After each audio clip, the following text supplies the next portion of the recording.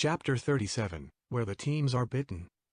The three teams quickly took their battle poses, ready to defend themselves and hinder Bao and Furhat the Spiritomb from getting the stone. Amy, Axel, just let us pass. Too many Pokémon were hurt today. Bao tried to reason, sounding sad. Bao, you do realize we outnumber you? Ziggy pointed out. You know it does not matter to me. Bao answered without changing his tone. Oh, no, it isn't. Richard called out. We trained with you, Phil and Paul. We know what you can do and what you can't. We saw you fight already, Nia added. Furhat listened interested, enjoying the show from the sideline. Bao smiled sinister, even more than Furhat did before. What if I told you I was holding back the whole time? The eyes of the teams were on him. If I wanted to, I could take down Hilarious and everyone who would stand in my way. Right now, I'm forced to the point of doing so, he further told. Ziggy was unimpressed. Show me, he ordered Bao and smiled meanly. At this point Mo already knew, either Bao did overestimated himself, Mo never saw him fighting before, or they all were underestimating him. There would be at least on surprised side.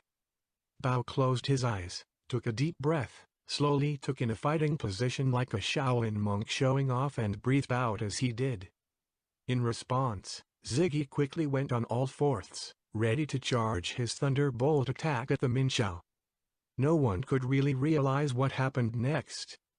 Apparently, Bao dashed forward to Ziggy like a bullet, leaned forward and punched the Pikachu so hard and in his face that he flew and slid across the floor. Ziggy came to a halt as his body did a backflip on the ground and was knocked out instantly.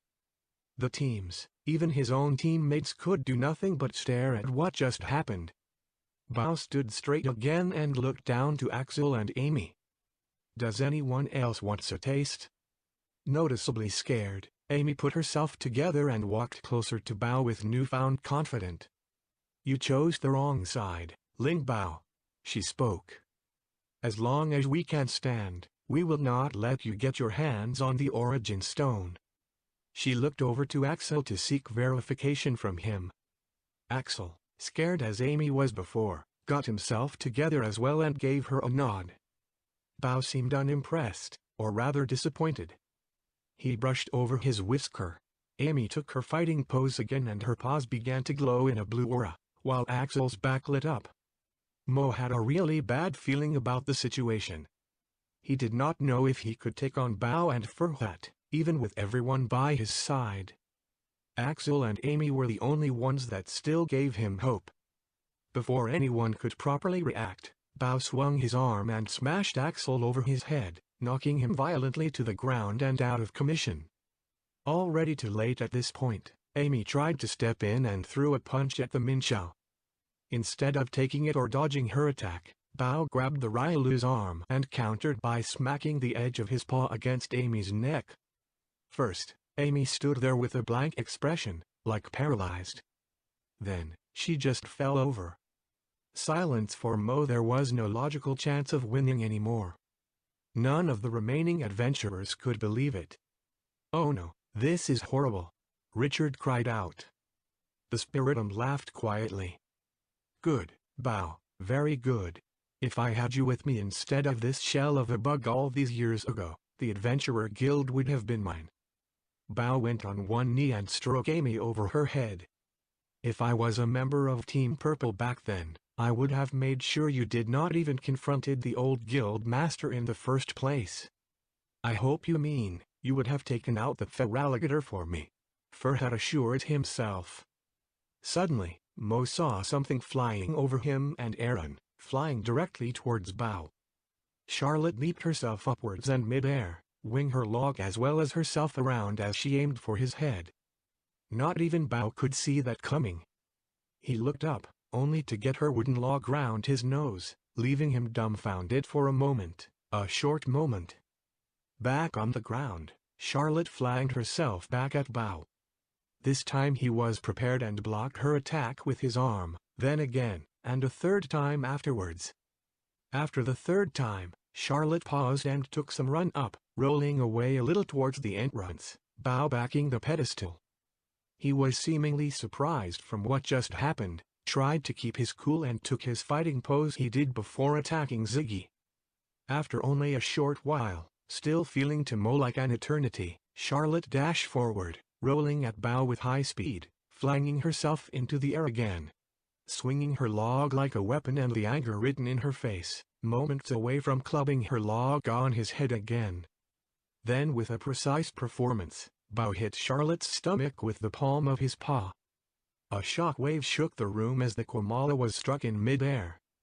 Without her log in hand, Charlotte limply flew through the air. She flew against the top of the room's entrance, hitting it with either her head or her neck. She fell back to the ground, almost onto the Spiritomb, who stepped back and looked upon the Quamala. A small piece of rock rained down to her. It was like something bursted inside Mo as he saw the final moments of this fight and finally Charlotte, laying there, not moving anymore. "Charlotte, are you all right?" Aaron called out to her. Mo, who hid behind Aaron, pushed his bottom aside and rushed to her, not thinking, not caring about anything else. The Spiritomb turned to Mo. "Out of my way," Mo demanded, but was not using his demon voice. Furhat made space like he was told, not that Mo cared right now. Mo checked on her. Blood was running down her backside. Some got in his claws as he held her. He unwary whipped it on his cloth. "Charlotte, Charlotte," Mo said again, tears wetting the parts of his disguise around his eyes. "Not here, not now, not like this, not at all, not her." Mo turned her around. Her mouth was open and she did not respond. "Aaron. Aranberry, now. Now." He turned around and shouted. Aaron reacted quickly and rushed over to them with their team bag as the others looked at what was happening. Mo forcibly grabbed their team bag and dug through it in search for what he was looking for, scattering other items like seeds over the ground. Finding what he was looking for, he directly stuffed it into her mouth and helped her chewing by moving her jaw with his claw. "Please, please, please, please, please," he kept begging to himself. "Mo, I don't think this is working," Aaron told Mo. Mo snapped on him without his demon voice, glowing eyes and dark aura. "Do you have a better idea?" As he turned away at Aaron, Charlotte spat pieces of chewed and unchewed Aranberry at Mo's side, spewing and coughing and grunting. Hearing this sound behind him made him tremble and a hot, corrosive feeling spread from his inner core through his whole body. Mo quickly turned back around, and a mixture of salvia and Aranberry juice sprayed on his front side. "Or it does," Aaron corrected himself. Charlotte was still not kicking it, but at least she was awake, or awake in her way. Mo pressed her face against him. "I thought the worst," Mo said to her. His eyes could not stop watering. Charlotte patted the side of his fake head. "Team Purple?" Furhat, who was still standing beside them, said to the team. Realizing that he was still there, Mo and Aaron quickly turned around. The Spiritomb sort of smiled at them. "First I thought they disbanded Adventure Team Purple forever, then I heard of you, but never had the chance to meet you properly.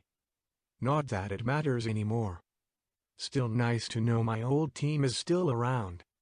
Furhat turned to Bao, who was watching what happened like the others. Bao looked back at Nia and Richard, both intimidated by Bao as they looked back at him. "I recommend you to not further interfere with our plans," he told them. "I don't suppose I will," Richard answered. Furhat floated by Team Purple, Team Red and Team Blue, joining Bao as they made their way to the pedestal. Axel, Amy and Ziggy were still out. He and Aaron knew that interfering would only mean slaps and kicks for them, and so did Nia and Richard as well, probably. And Charlotte? Mo was not sure if she was not able to fight at the moment or knew as well there was no use. She did nothing to prevent the two from getting the stone. "Only a miracle can save us." "Bao, why?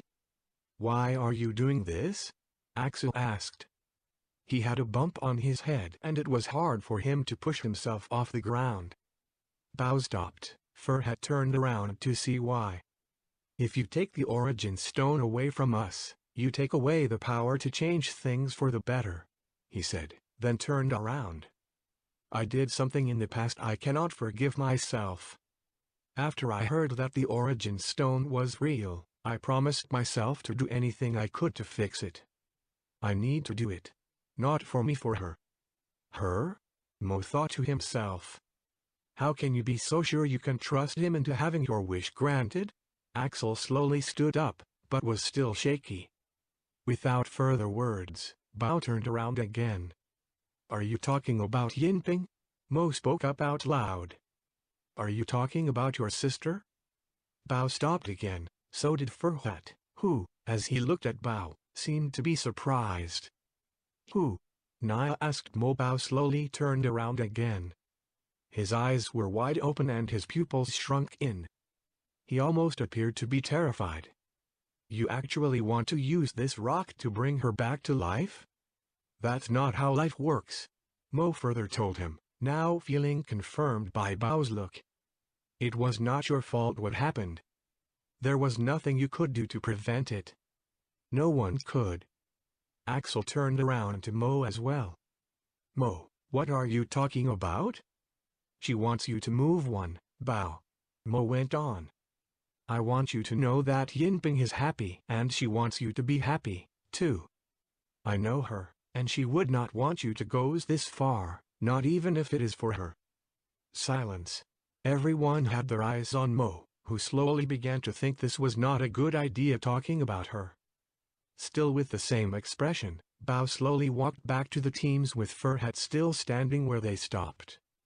With each step Bao got a little faster and his expression changed as well, until he started running directly at Mo, with a face filled with rage, while Mo stood there between his two teammates, frozen in a state of shock.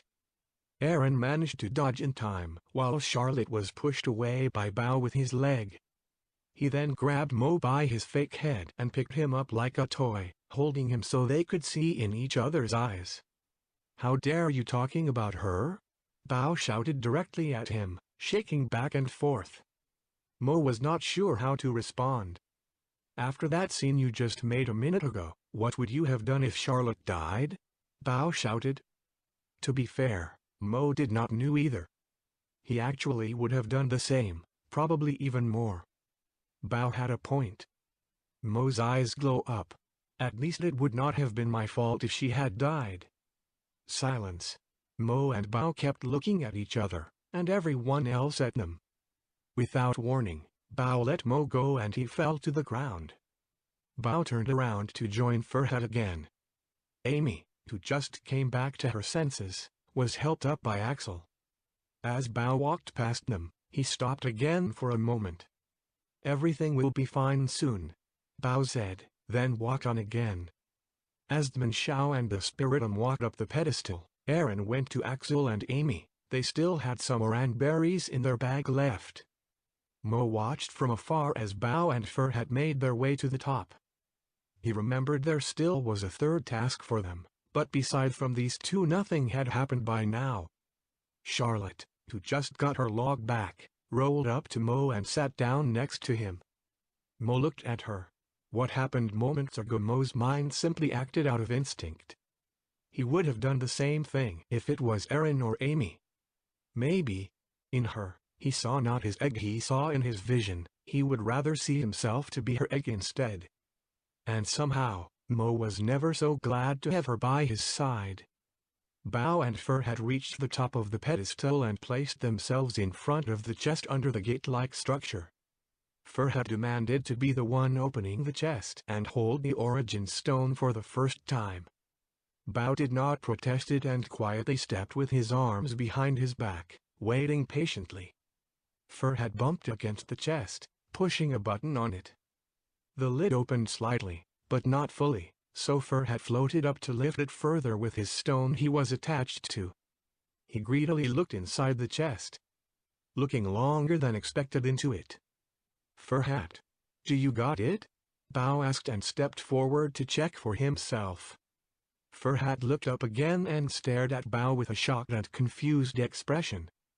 It's empty, he announced. Bao quickly took a look himself into the chest. Furhat floated up into the air and created a shadow ball in front of his face, firing it at the chest with Bao still looking into it, blasting it into countless pieces with a loud bang. And Bao off his feet. Why is it empty? He screamed and looked back to the adventurer teams, with his ghostly visage turning corrupted and demonic in a fit of rage. No one knew what to respond. They were the first down here. No one took anything from this room. Are you looking for this? A aquatic voice asked, the same one from the mirror room. Looking to their right, from the entrance, there stood an Amastar. Mo wondered how long he was there, because they all saw him just now. At first, he appeared to be a normal Amastar. Looking closer he was partly transparent, see-through, like a spirit. And in one of his tentacles he presented a pearl-like stone, something like a diamond, shining in the light blue light. Who the flip are you supposed to be? Furhat asked and floated closer to the Amastar. He does not know who I am. The Amastar spoke. I am the eternal guardian of the Origin Stone, the legendary prophet. I am Helix the Great. I don't know you, so it does not matter. Furhat answered to that. Give me the stone. Now. The Amastar seemed rather offended by this response and grabbed the stone closer. Not so fast, banished one. First of all I would like to know which one of you was chosen to get the Origin Stone next. So far there was only one Pokémon, chosen by Arceus himself, to receive and hide the stone next. The Amastar looked around and at each of the present Pokémon. Mo remembered something and stepped forward. You mean you are the Helix? The Amastar nodded. That's right, guardian of the holy sites.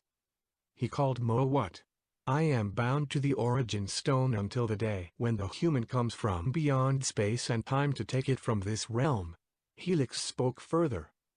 Axel, thanks to the oran berries on his feet again, stepped forward. That would be me. Helix looked over to the Cyndaquil and looked rather confused. Not on my watch. Furhat shouted and raced over to the Amastar, trying to take the stone from him. A sudden and incredibly bright light came from the Amastar, swallowing him and Furhat for a moment. Gone, Furhat fell to the ground, his eyes closed shut in pain. Ah, my eyes! He shouted in pain. Quiet, you! Helix ordered and turned to Axel again.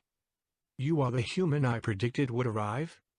He walked over to the teams, past Furhat still rolling from right to left in his pain, and inspected Axel. Nia and Richard made space for the Amastar as he passed by. You don't look like a human to me, Helix pointed out. It was decided to transform me, so I would fit in and fight. I made look like a Cyndaquil, but I am human from soul and mind, Axel explained. These Pokémon here are my friends. They came with me to protect me from dangers that may awaited us. Amy stepped in. I assure everything he's telling. We came to fulfill your prophecy. Helix looked at both of them unsure. Arceus may have his reasons, even though it is not exactly like I saw it, Helix answered. The fact that you are here now should prove me enough, but I still need you, human, to overcome my third and final task. Before I can give you the Origin Stone with the knowledge that you deserve it. Helix looked over to Amy. I want all of you to step away from me and the human, he ordered. Amy, as well as Aaron and Nia, did as they were told and stepped away from both of them, leaving a generous amount of space between. The final task may begin, Helix spoke. Around the room, unwound, similar ghost-like as Helix was appeared out of thin air and gathered around Axel and the Amastar, forming a half-sphere. Not just Axel, but also Amy seemed nervous of what was about to happen. Suddenly, the Amastar's eyes glow up in a bright yellow light, similar to Mo's. Face me! Helix screamed, followed by the unknown forming a light blue and not see-through shield around them, trapping them as well as Axel and Helix inside. Amy shouted and raced to the shield, trying to help. Upon touching it, She was pushed forcefully away and was caught by Aaron. "Axel!" she yelled. "It's something between him and that master," Bao told her. He watched it all from the distance. "What are we going to do now?" Mo asked into the round. Meanwhile, Fur had managed to recover from the bright light. "Looks like we have no other choice but to wait until whatever they're doing in there is over," the Spiritomb said. "But I think there is something we could do." He looked over to Bao. "Let's finish the adventurers while their hero is busy." Realizing what will happen, Amy, Aaron, Nia and Richard joined Mo and Charlotte by the entrance, forming a line to defend themselves. "As you wish," Bao accepted Furhat's idea, reluctantly. "And now?" Mo asked Amy. "It does not look good." "But he need to hold on, at least until Axel did it," Amy said. As Bao walked up closer, followed by Furhat, Mo thought how to deal with them. Was there even a way for them? Maybe. Mo remembered something and started to get an idea. Not a good one, but better than nothing. "Amy?" Mo whispered to her. "I need to try something, again. I don't know if it will work. No matter what will happen, do your best." Amy silently nodded.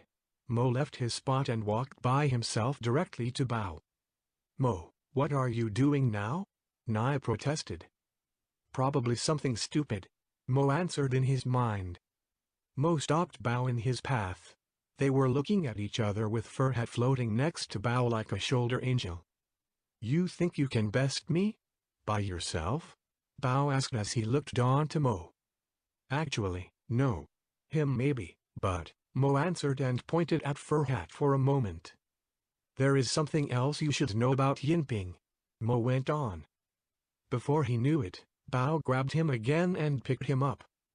Now more violent than the moment before. "I told you to not talk about her," Bao screamed directly at Mo.